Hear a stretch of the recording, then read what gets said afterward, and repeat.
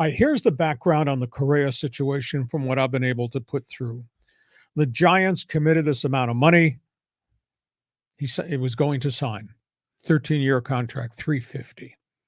Somewhere along the way, after the agreement was reached, contract had yet been signed, and after the agreement was reached, somebody got cold feet within the Giants organization and suddenly started to question the physical evaluation that he went through before the contract was to be approved. Now, Carlos Correa had a shattered ankle when he was in the minor leagues. Now, he's recovered from that. But like anything else, when you go through major bones being broken, arthritis can rear its head.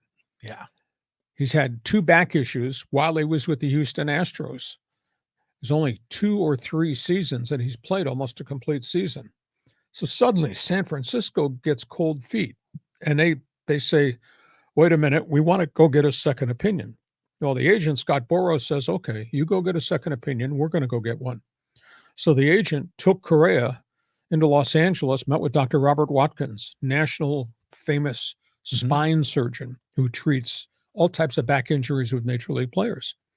Watkins comes back with a written evaluation, says he is an elite athlete in elite health. Boras takes it to the Giants. Giants say, we're not getting the same vibes from the second opinion we got. We want to consider changing the structure of the contract. So I was told Boras gave them a window, and the window closed. They'd never responded. Boras voided the San Francisco deal.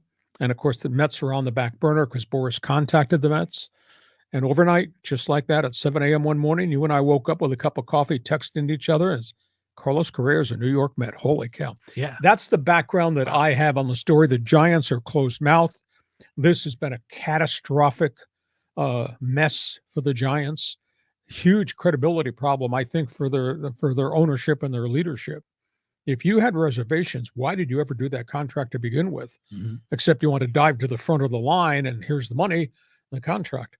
It's a bad look for the Giants, and it's a bad roster situation for San Francisco, John, because all the free agents are off the board. And Scott Boras said last night, my client, that shortstop, played 148 and 136 games the last 2 years. There's nothing physically wrong with him.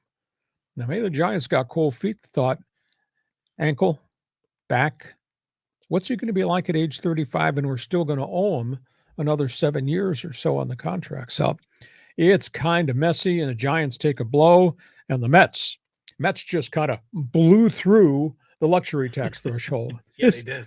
This is amazing. As of right now, when we go have pizza after we're done with our podcast, John, as of right now, the Mets payroll is 346. Whoa. 346 million. And the Mets luxury tax figure is $111 million. All-time record. So I'm not good at new math on the fly, but what's 346 and 111?